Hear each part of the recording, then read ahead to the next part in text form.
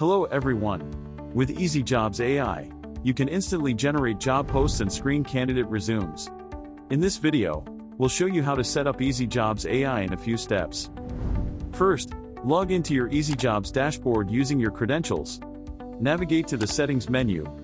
Under the Advanced Settings tab, select the AI Setup option. Here are two options.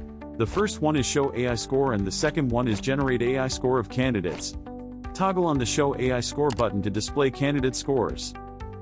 To generate AI scores, toggle the Generate AI Score button.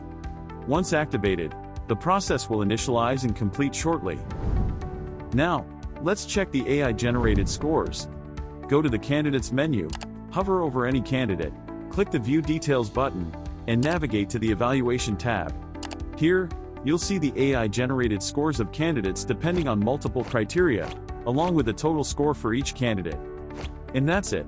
This is how easily you can configure the AI setup and generate candidate scores in easy.jobs. Did you find the video helpful? Like, comment, share, and subscribe for more insights on hiring trends and innovative recruitment tools.